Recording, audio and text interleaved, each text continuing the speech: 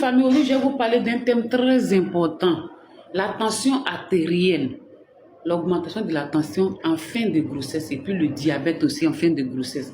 Les femmes demandent, mais qu'est-ce qui provoque ça? Qu'est-ce qui provoque les grossesses arrêtées, tout ça? Les mamans, je vais vous expliquer la tension. La tension survient toujours, souvent à partir du 5e mois de la grossesse ou bien la fin de la grossesse, vers 8e mois, 9e mois.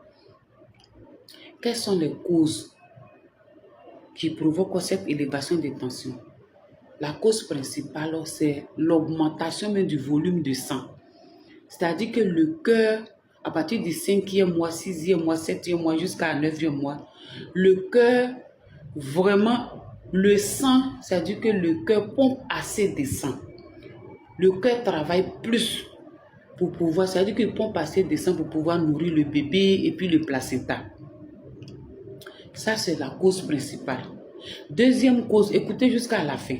Deuxième cause, il y a des facteurs de risque.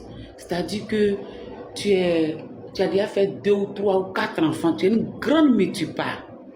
Ça peut causer l'élévation de la tension en fin de grossesse.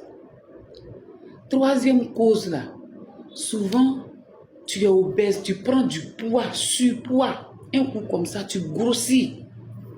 Ça peut créer l'élévation de la tension